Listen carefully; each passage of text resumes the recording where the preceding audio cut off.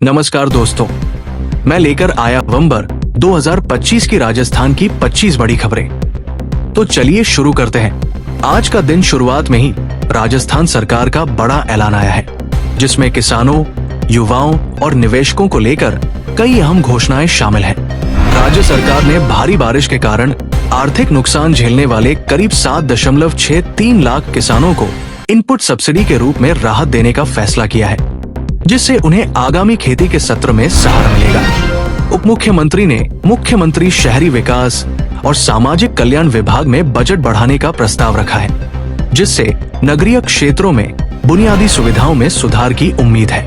राजस्थान में विकसित Rajasthan 2047 vision document पेश किया गया है, जिसमें सरकार ने 1 करोड़ नौकरियों के लक्ष्य के साथ 4 स्तंभ जन कल्याण, विकास, इंफ्रास्ट्रक्चर और सुशासन तय किए हैं। राजस्थान हाईकोर्ट ने पंचायत और नगरीय निकाय चुनाव के लिए सरकार को अगले 5 महीने में प्रक्रिया पूरी करने का कड़ा निर्देश दिया है। ये संवैधानिक दायित्व के निपटारे का मामला है। अब बढ़ते हैं अगले अपडेट की ओर।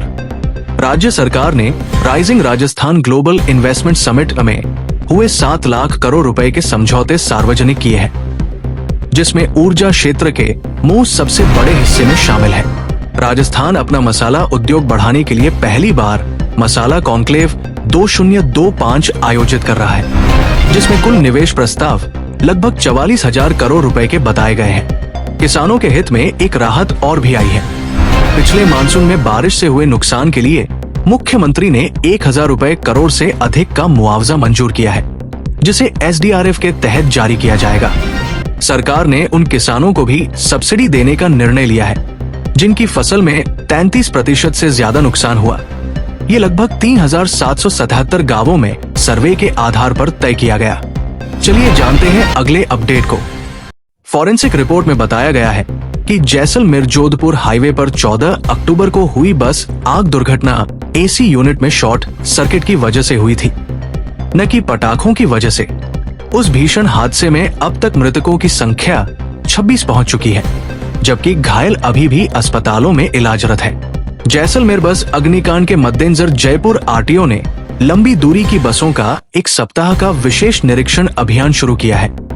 खासकर पंजीकरण और कस्टमाइजेशन की जांच पर जोर दिया गया है। बस निरीक्षण के पहले ही दिन जयपुर RTO ने 50 से अधिक बसों पर चालान जारी किए हैं, जो यातायात सुरक्षा नियमों के उल्लंघन में पकड़ी गई थी। अब जूम करते हैं शिक्षा और सामाजिक खबरों पर। राजस्थान बोर्ड RBSE ने कक्षा 9 से 12 तक के छात्रों की अर्धवार्षिक परीक्षा की डेटशीट में संशोधन किया है।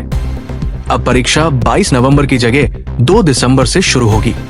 उच्च शिक्षा में महिलाओं को सशक्त करने के लिए राज्य में लड़कियों के लिए पहला सरकारी सैनिक स्कूल खोलने का ऐलान किया गया है। ये शिक्षा व्यवस्था में एक ऐतिहासिक कदम है। राजस्थान के सरकारी शिक्षकों ने मार्च 2026 में भर्ती परीक्षा न कराने की गुहार लगाई है। उनका कहना है कि उसी समय वार्षिक परीक्षा और स्थानीय निकाय चुनाव हो सकते हैं। शिक्षा विभाग में तबादले की खबर भी सामने आई है। लगभग 13,930 शिक्षकों को उनकी प्राथमिक पसंद की पोस्टिंग देने की तैयारी है, जिसे विधायकों की सूची के आधार पर किया जाएगा। अब आगे कृषि और किसानों की ताजा खबरें। पिछली फसल कटाई के बाद मौसम ने कहर बरपाया। अतिवृष्टि से फसलें बर्बाद हुई हैं और अब बीमित किसानों को पूरे क्लेम की मांग है। PM फसल बीमा योजना के तहत प्रक्रिया को आसान बनाने की बातें हो रही है। किसान यूनियनों ने मुख्यमंत्री को पत्र लिखा है